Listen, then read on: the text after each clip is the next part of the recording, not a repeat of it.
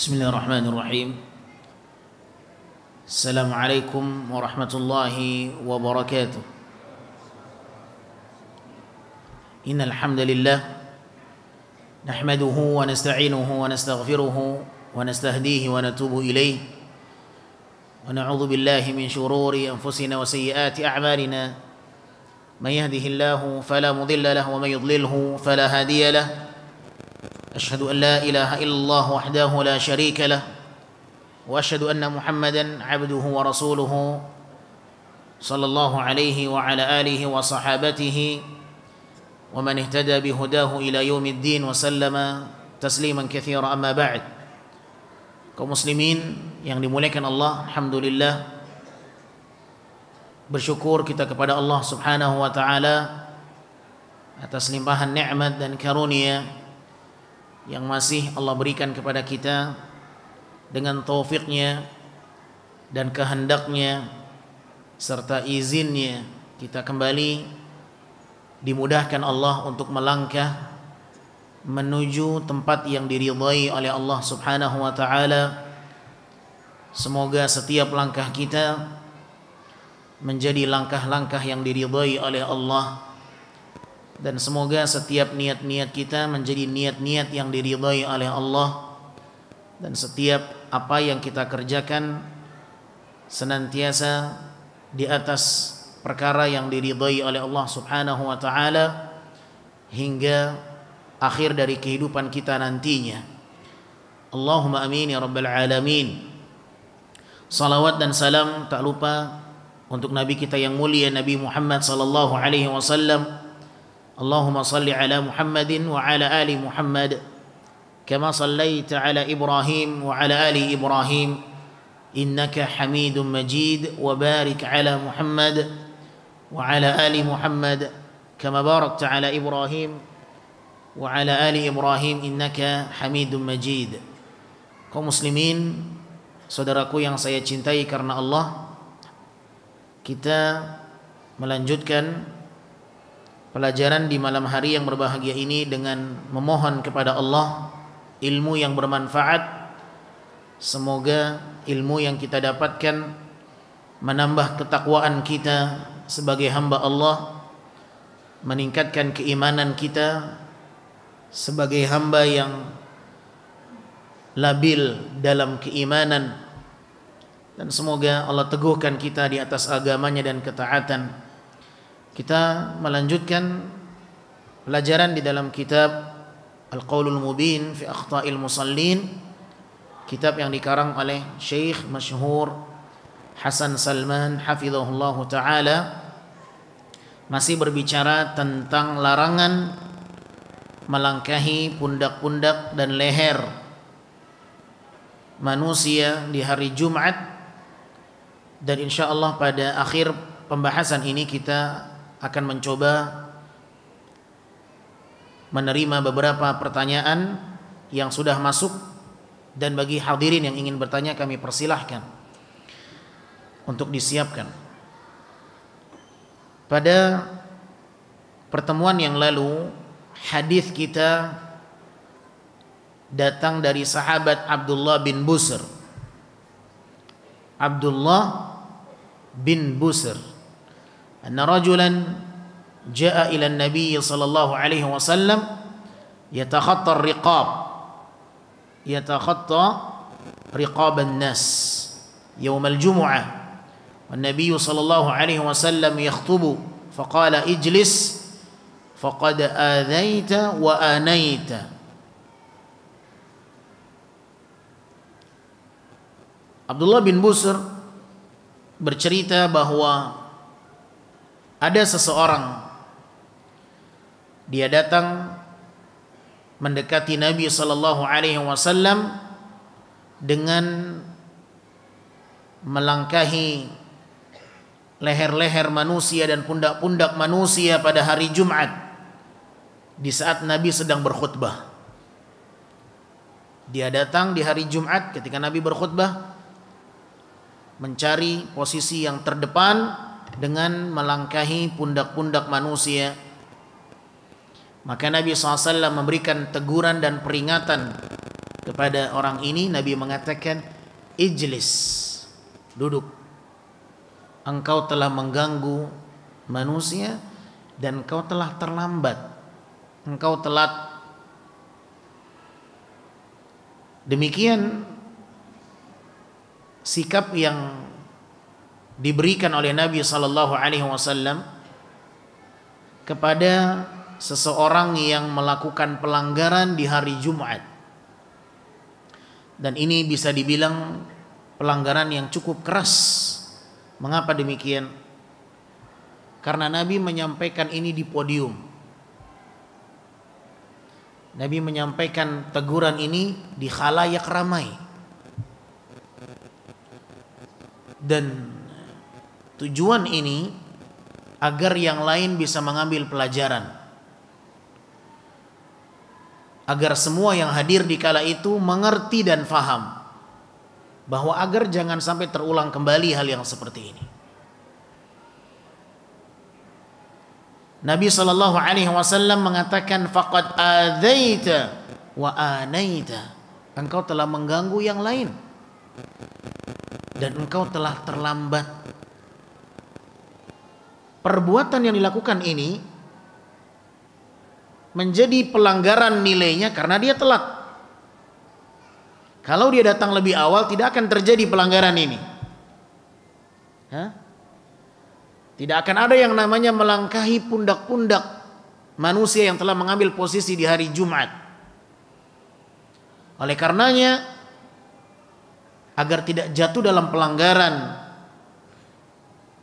maka baginya hendaklah datang lebih awal. Itu pelajarannya, ahibati fillah.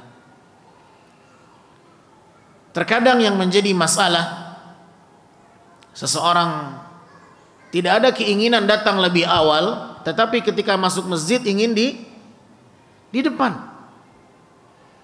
Nah, mengapa tidak datang lebih awal dan mengambil posisi yang terdepan? Maka itu yang lebih tepat dibandingkan datang terlambat ingin di depan. Kalaulah seandainya jalan yang dilaluinya tidak melangkaui pundak-pundak kaum muslimin di hari Jumat, maka tidak masalah. Ya. Dia mendapatkan jalur yang tidak melangkahi pundak dan leher kaum muslimin. Namun sekiranya perbuatannya menjatuhkan dia dalam pelanggaran, maka tak sepatutnya dilakukan. Disinilah pentingnya seorang muslim menghindari setiap pelanggaran di dalam kode etik syariat, sehingga dia tetap mendapatkan keutamaan di hari Jumat. Ikhwatal iman yang dimuliakan Allah Subhanahu wa taala,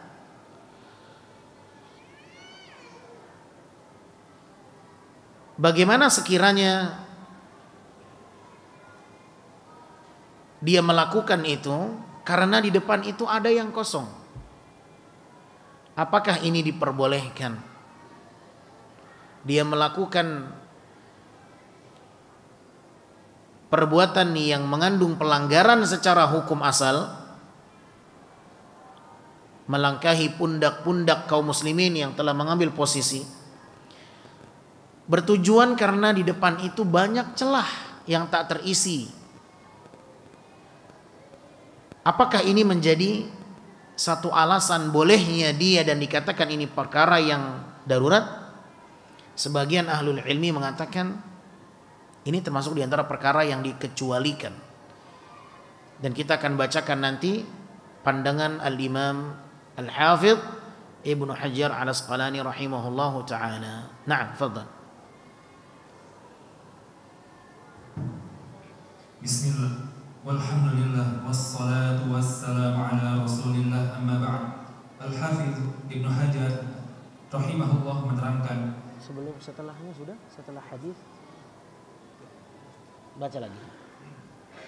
Hadis tersebut menunjukkan harumnya melangkahi pundak sesama muslim yang terlebih dahulu hadir di masjid pada hari Jumat. Penyebutan hari Jumat menunjukkan bahwa pengharuman ini dikhususkan pada hari itu saja, atau mungkin juga dikarenakan banyaknya orang yang berkumpul pada hari itu, sehingga hukum tersebut juga berlaku bagi sholat berjamaah yang lain. Pendapat kedua lebih kuat jika ditinjau dari alasan pengharumannya, yaitu mengganggu sesama.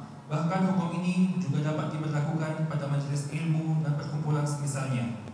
Al-Hafidz Ibnu Hajar rahimahullah menerangkan, akan tetapi larangan ini tidak berlaku apabila pada shaf pertama masih terdapat celah yang kosong, lantas orang yang baru datang dan masuk ke masjid berkeinginan mengisinya.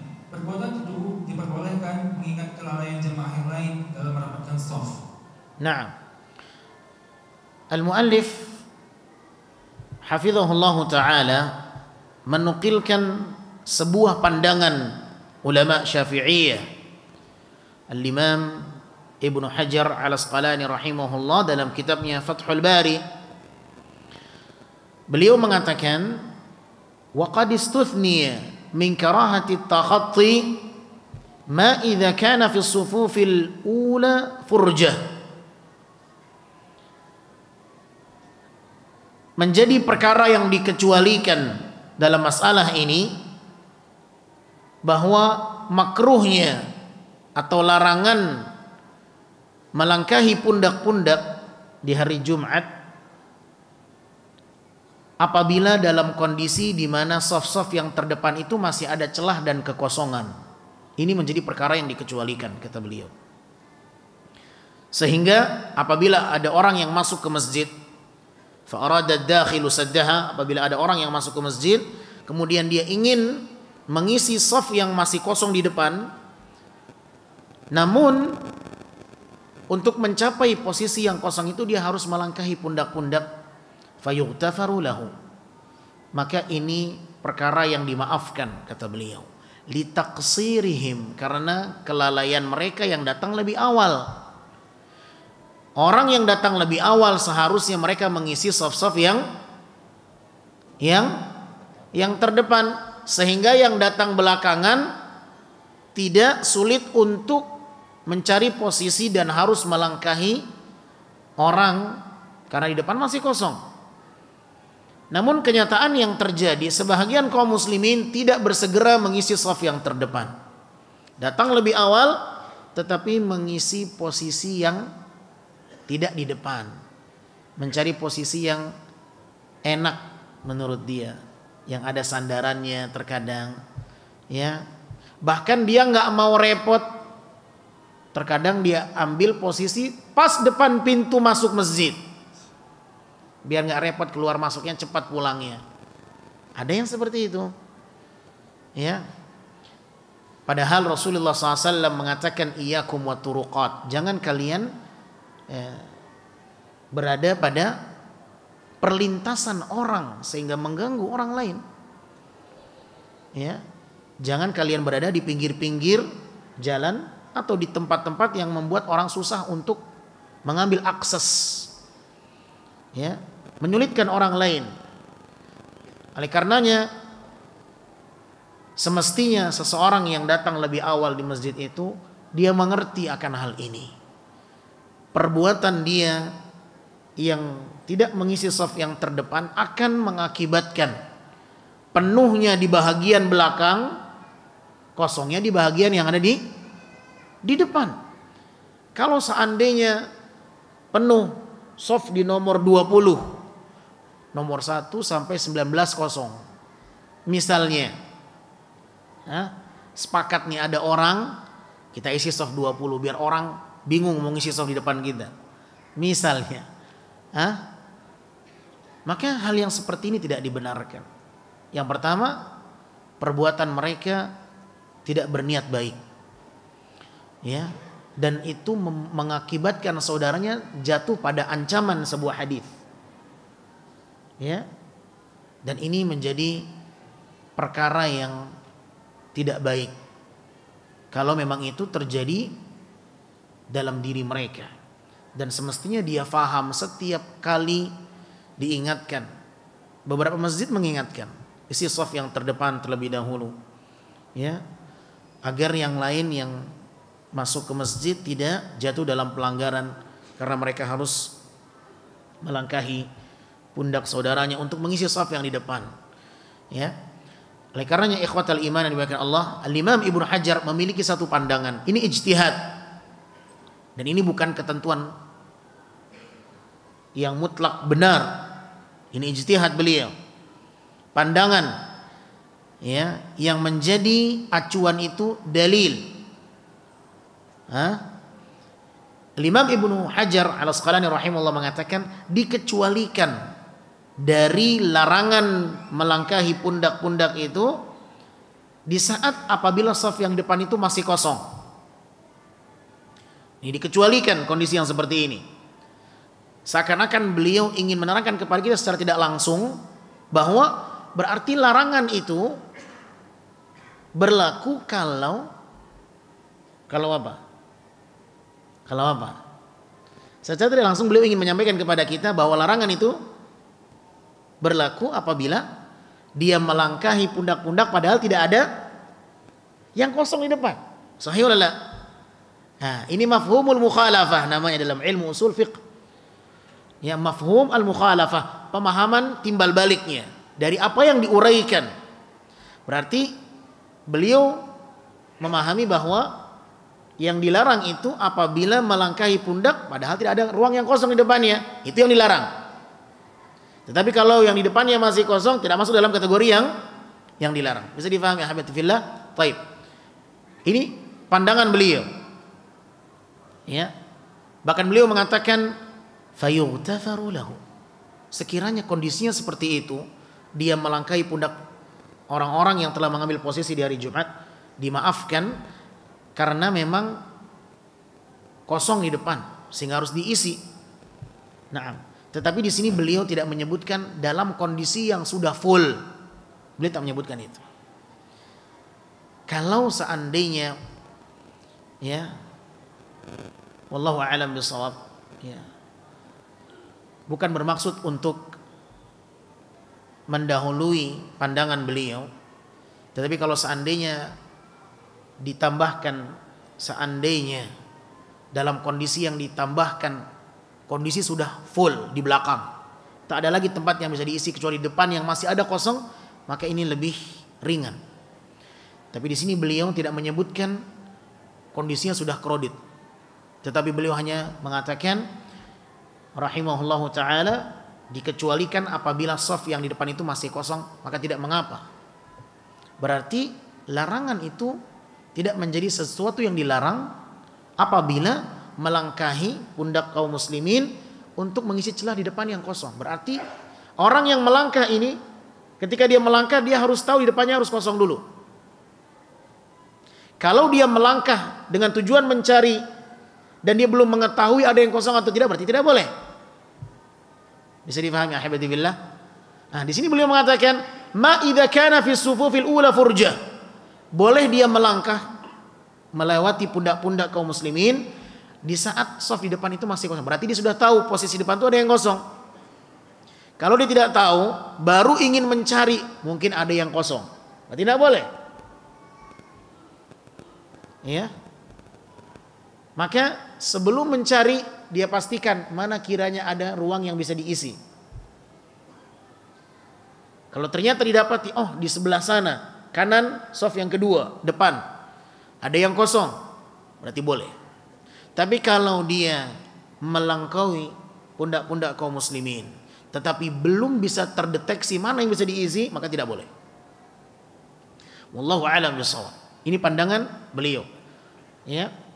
Bahkan beliau mengatakan litaksirihim, bolehnya perkara itu karena kelalaian mereka jamaah yang datang pertama, yang seharusnya mereka mengisi shaf yang di depan terlebih dahulu tetapi tidak mereka isi, sehingga adanya celah-celah yang begitu banyak di depan, tetapi di bagian tertentu tertutup bagi yang datang terlambat untuk mengisi shaf yang di depan, kecuali dengan melangkahi pundak-pundak atau leher-leher seorang yang telah mengambil posisi di hari Jumat itu. Baik, ini ijtihad beliau. Dan ini bukan menjadi hukum yang mutlak. Mengapa demikian ahibati fillah? Karena Nabi SAW tidak menyebutkan kondisi tertentu. Nabi SAW tidak menyebutkan kondisi tertentu, kondisinya umum. Ya, bahwa melangkahi pundak itu hukumnya haram, hukumnya terlarang, tidak boleh. Ya, bahkan Nabi SAW mengatakan kepada orang yang melangkahi pundak-pundak saudaranya di hari Jumat, Nabi mengatakan dengan tegas, engkau telah mengganggu kaum muslimin, tanpa Nabi mengecek dulu di depan ada yang kosong atau tidak. Bisa difahami ahibati fillah? Nah, maka para ulama mereka berijtihad, ya, namun bukan berarti mereka maksum, karena menjaga diri terjatuh dari perkara yang terlarang itu lebih aman dibandingkan menjatuhkan diri dalam perkara yang terlarang tetapi masih ijtihad sifatnya, yang tidak baku ketentuan hukumnya mutlak. Itu lebih selamat dan lebih aman. Tidak menjatuhkan diri dalam perkara yang terlarang karena masih menjadi pandangan yang ijtihad sifatnya. Dan kita tahu bahwa ijtihad itu bukan hukum. Pendapat ulama bukan pandangan yang final. Hukum dibangun di atas dalil. Adapun ijtihad, fatwa itu pandangan yang boleh saja berbeda antara ulama satu dengan ulama yang lain. Ya. Oleh karenanya, wallahu a'lam bissawab, yang lebih aman tetap tidak melangkahi pundak-pundak kaum muslimin di hari Jumat. Karena Nabi SAW mengatakan sallallahu alaihi wasallam kepada orang yang didapati di hari Jumat mengambil posisi yang di depan, ke depan, dan dalam kondisi itu dia melangkahi pundak-pundak. Nabi mengatakan faqad adzaita wa anaita. Engkau telah mengganggu, engkau itu telat. Tanpa Nabi SAW melihat apakah di depannya ada kosong dulu atau tidak, sehingga bisa dimaklumi dia melakukan itu. La. Ya. Oleh karenanya, ikhwatal iman yang dimuliakan Allah Subhanahu wa taala, kalaulah seandainya terjadi dan didapati ada orang yang melangkahi pundak-pundak kaum muslimin di hari Jumat dan didapati bahwa memang di depan itu ada yang kosong, maka dengan adanya beberapa pandangan para ulama, maka hendaknya kita berlapang dada. Ini yang saya ingin sampaikan. Jangan kita menyalahkan dia, karena boleh jadi pandangan ini sebagaimana yang dikatakan oleh Imam Ibnu Hajar Al-Asqalani rahimahullah, bahwa ini satu hal yang dikecualikan, ijtihad. Dan ijtihad boleh saja benar dan boleh saja salah. Artinya di mata Allah boleh saja ijtihad itu ternyata hukum hasil akhirnya ternyata salah atau benar, itu kemungkinan itu ada. Maka apabila kita mendapati ada orang yang melakukan hal yang seperti itu, kita di belakang ini orang tiba-tiba datang mau ke depan saja, terkadang dongkol kita. Ini orang nggak paham apa? Lah, tidak boleh yang seperti itu, ikhwatal iman. Berlapang dada. Ya, karena boleh jadi dia melihat itu nampaknya celah yang saya bisa dapatkan, dan memang ada pandangan ulama yang membolehkan. Nah, maka kita kalau ingin mengambil pendapat yang lebih hati-hati, ya sudah, jangan ambil posisi depan. Tapi kalau ada orang yang ingin mengambil itu, jangan kita berburuk sangka. Ya, boleh jadi dia belum faham, atau boleh jadi dia sudah faham dan dia mengambil pandangan ulama yang mengatakan boleh dalam kondisi yang seperti ini. Bisa difahami ya ikhwan? Ini yang penting. Bagaimana dengan ilmu itu kita berhati-hati menilai seseorang. Dengan ilmu kita tidak gegabah menilai seseorang. Dengan ilmu semakin berlapang dada, ya, Karena dengan ilmu semakin luas jangkauan yang kita ketahui dari pandangan para ulama, dan dengan ilmu seseorang akan mudah memaafkan orang lain dan mendoakan hidayah untuk orang yang dilihat bahwa dia mungkin dalam kondisi yang salah dan belum paham. Nah, harus ada keinginan kita untuk mengingatkan. Dan saya sering mengulang ini, ma'asyar muslimin. Ya, kita semakin belajar, semakin menuntut ilmu, itu semakin tertuntut untuk menzakatkan ilmu itu kepada orang yang membutuhkan.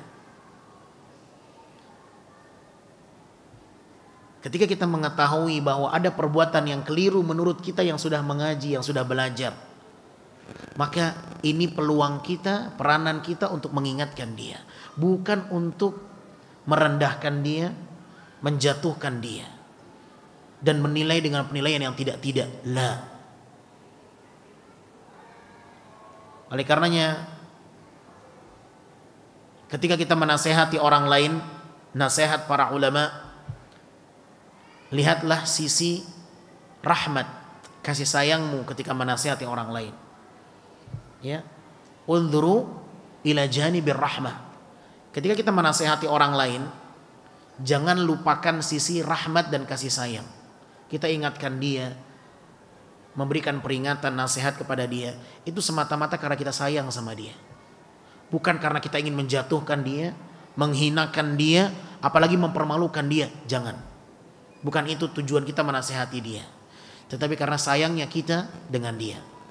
Ini yang harus dititik beratkan ketika kita menasehati siapapun.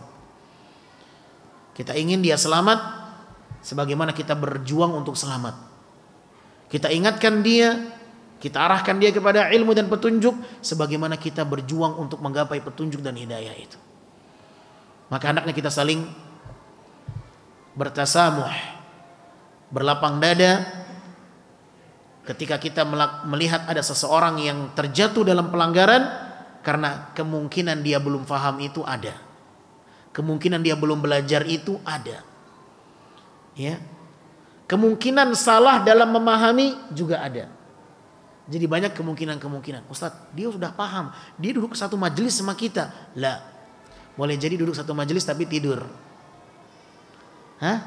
Boleh jadi duduk satu majelis, matanya belok ngelihat, tetapi pikirannya sedang banyak masalah. Mungkin di rumahnya itu sedang kacau balau, tapi dia datang ke majelis ilmu untuk menenangkan diri. Ya ikhwan, kita harus berlapang dada ya ikhwan.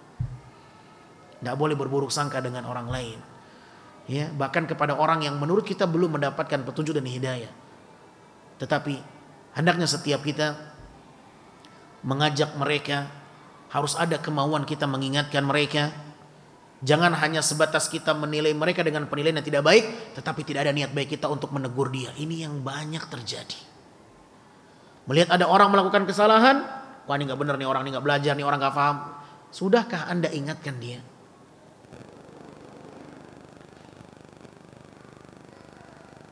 Kita terkadang masuk dalam perangkap syaitan. Kita ghibahin dia. Bahkan terkadang kita menyampaikan kesalahan orang lain di hadapan orang lain. Jangan buka ruang untuk syaitan. La takunu aunan li syaitan. Jangan kalian menjadi pembantunya para syaitan.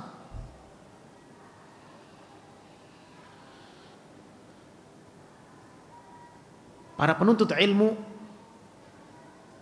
mereka terkadang masuk dalam perangkap syaitan. Setelah mereka belajar, mulai dia mengetahui mana yang benar dan mana yang salah. Dengan belajar, dia sudah memiliki kemampuan untuk membedakan, oh ternyata yang ini salah, ini yang benar.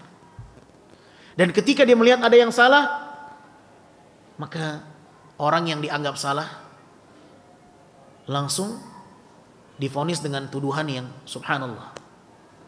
Padahal sebelumnya dia nggak tahu juga, dia baru belajar juga. Kenapa tidak memaklumi orang yang belum paham di saat kita juga belum paham sebelumnya?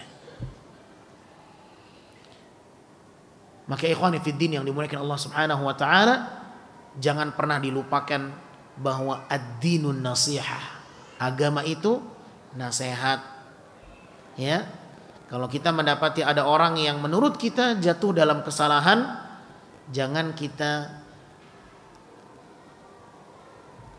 memvonis dengan tuduhan yang tidak baik, tetapi tidak ada niat kita untuk mengingatkannya. Ini poinnya, ahibati fillah. Baik. Fadhal. Dalam hadis Abdullah bin Amr radhiyallahu anhu sebelumnya yang diriwayatkan secara marfu, dijelaskan bahwa pahala sholat Jumat dihapuskan atas orang yang melangkahi pundak orang lain. Barang siapa melakukan hal yang sia-sia atau melangkahi pundak jamaah lainnya, maka dia hanya mendapatkan sholat zuhur. Ibnu Wahab, salah seorang perawi hadis ini, menerangkan, yakni sholatnya sah, tapi dia tidak mendapatkan keutamaan sholat Jumat. Naam. Waqad waqa'a at-tasrihu fi hubuti thawabil jumu'ah lil mutakhatti fi hadits Ibnu Amr radhiyallahu anhu marfu'an man lagha aw takhatta kanat lahu dhuhran. Telah kita lewati bersama bagaimana perbuatan melangkahi pundak-pundak kaum muslimin di hari Jumat itu akan menghilangkan pahala Jumat. Ini yang harus kita waspadai, ini yang harus diantisipasi. Sebagaimana disebutkan dalam hadis Ibnu Umar secara marfu' radhiyallahu taala anhuma, bahwa Nabi SAW mengatakan, barang siapa yang melakukan perkara yang melalaikan atau melangkahi pundak-pundak dan leher-leher kaum muslimin, kanat lahu dhuhran, maka pahala Jumatnya berubah menjadi pahala salat zuhur.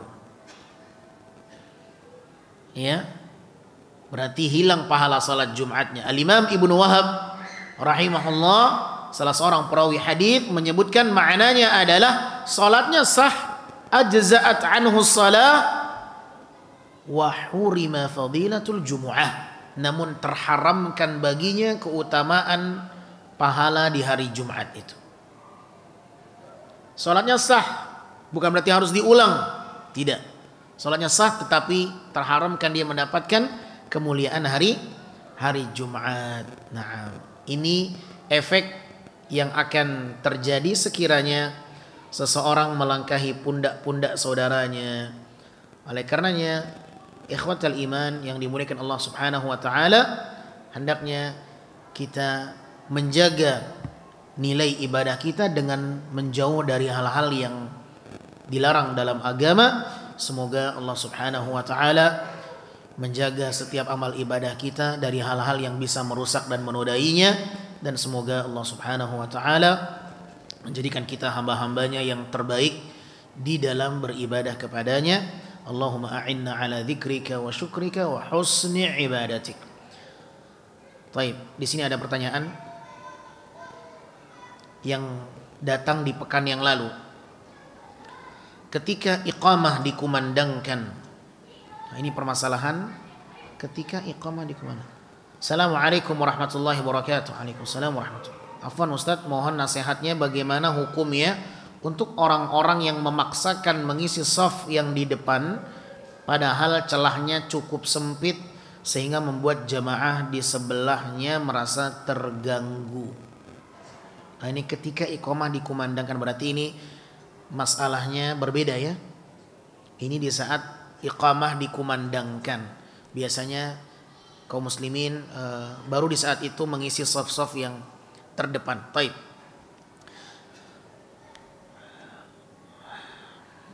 Rasul sallallahu alaihi wasallam pernah mengatakan kepada para sahabatnya, "Ala tasufuna kama tasuful malaikatu 'inda rabbiha?" Tidakkah kalian bisa membentuk shaf barisan dalam salat sebagaimana para malaikat bersaf-saf berbaris di hadapan dan di sisi Allah? Tidakkah kalian bisa membentuk barisan dan shaf di dalam salat sebagaimana para malaikat mereka membentuk shaf dan barisan mereka di sisi Allah Subhanahu wa taala? Para sahabat bertanya, "Ya Rasulullah, kaifa tasufful malaikah?" Bagaimana para malaikat itu membentuk shaf ya di hadapan Allah, di sisi Allah Azza wa Jal? Nabi mengatakan, yutimmunal awwal fal awwal. Mereka menyempurnakan saf yang terdepan terlebih dahulu, baru yang berikutnya, baru yang setelahnya. Nah, di dalam hadis ini Nabi sallallahu alaihi wasallam menyampaikan bahwa hendaknya kita menyempurnakan saf yang terdepan terlebih dahulu. Apabila ada celah dan selama masih bisa untuk ditambah, ditambah. Kalau sudah sempit ya jangan dipaksa. Namun sempit ini terkadang relatif. Ada orang yang hatinya sempit padahal masih lapang. Padahal masih bisa diisi, tapi dia nggak suka sama fulan. Kenapa? Ternyata di sampingnya orang yang pernah hutang nggak dibayar sama dia. Sempit. Subhanallah. Jadi terkadang hati ini yang membuat posisi dia tuh sempit. Tertekan dia. Sama seperti beberapa sahabat yang diuji oleh Allah Azza wa Jalla karena tak ikut berperang. Allah sebutkan apa dalam Al-Quran? Dhaqat alaihimul ardu bima rahubat. Diasingkan, dicuekkan oleh semua para sahabat, dan Nabi juga mencuek. Bahkan istri-istri mereka mencuekkan mereka. Cuek. Karena mereka tak ikut berperang, diuji mereka ya untuk bertaubat kepada Allah Subhanahu wa taala. Apa kata Allah dalam Al-Quran? Mereka merasa sempit dada mereka padahal bumi ini luas. Kenapa? Ya, bayangkan, nggak ada orang yang menegur dia. Dia salam nggak dijawab. Nggak ada orang yang mau ngomong sama dia. Selama berapa hari? Berapa hari ya kawan? 50. 40 atau 50? Bukan 50 hari? 40 hari. Tapi 40 hari. Tidak diajak berbicara, tidak diajak ngomong, bahkan istrinya juga diperintahkan seperti itu. Cuek. Subhanallah. Nabi SAW pun juga tidak mau berbicara dengan mereka. Terasa sempit hati. Nah, terkadang seseorang yang tidak faham dengan ilmu, cuek dan merasa sempit untuk menerima kehadiran orang yang akan masuk ke dalam shaf dia. Ada yang seperti ini atau tidak? Ada ya kawan. Padahal Nabi mengatakan apa? Linu bi aidi ikhwanikum wala tadru furujati syaitan. Lunakkan tangan-tangan kalian untuk saudara kalian. Allahu Akbar. Lunakkan tangan ini, jangan dibuat kaku, sempit. Mundur ente. Kaku. Masya Allah. Kata Nabi, linu, lunakkan, la haula wala quwwata. Lihat Nabi alaihi salatu wasallam, pemimpin yang luar biasa. Ini sosok pemimpin yang bijaksana. Linu bi'idhi ikhwanikum. Lunakkan tangan kalian untuk saudara kalian. Wala tadru furujat lisyaitan. Jangan berikan celah untuk syaitan. Kalau masih ada celah, bisa diisi-isi. Ya. Tapi kalau tinggal segini celahnya, diisi, ya gimana ini? Seperti ini. Woi, masih ada celah nih, woi. Lah. Nah, tapi kalau segini ya bisa lah masuk ya. Untuk saya masuk. Tapi kalau orang segini besar badannya, nggak bisa segini. Ini menyulitkan. Maka hendaknya setiap kita benar-benar melihat kondisi dan jangan sampai mengganggu orang lain. Kalau seandainya sisa celahnya segini, dia badannya sebegini, gimana mau masuk ini? Maka yang kecil suruh maju. Fadhal, anak nggak bisa ngisi yang itu. Berikan yang ini. Ustaz, bukankah ithar dalam ibadah tidak boleh? Ini kemungkinannya dia nggak bisa. Ithar dalam ibadah makruh. Mendahulukan orang lain dalam kebaikan nggak boleh dalam Islam. Harus dia. Kita butuh kebaikan. Kenapa orang lain dipersilakan? Hukum asalnya nggak boleh. Tapi kalau tak memungkinkan, hingga kita nggak bisa, gimana lagi? Ya, antum yang masuk, fadhal, silakan. Jadi ini perlu disiasati dengan kesanggupan dan juga dengan keadaan. Semoga ini menjadi pelajaran yang sangat berharga bagi kita semuanya untuk tidak mengganggu orang lain dan tetap maksimal di dalam menerapkan sunnah Nabi Sallallahu Alaihi Wasallam dan mengisi shaf dalam salat, pahalanya besar. Allah bangunkan untuknya rumah di surga. Banallahu lahu baitan fil jannah. Ya, ada shaf yang kosong segera masuk, ada shaf yang masuk, ada shaf yang kosong bergeser mendekat ke imam. Naam. Semoga bermanfaat. Kurang lebihnya saya mohon maaf, tidak sempat kita memberikan kesempatan untuk bertanya. Yang punya pertanyaan silakan disimpan dan diajukan di pertemuan yang berikutnya باذنillah taala. Wassallallahu wasallam ala nabiyina Muhammadin wa alihi wa sahbihi wasallam. Subhanakallahumma wa bihamdika asyhadu an la ilaha illa anta astaghfiruka wa atubu ilaik. Assalamualaikum warahmatullahi wabarakatuh.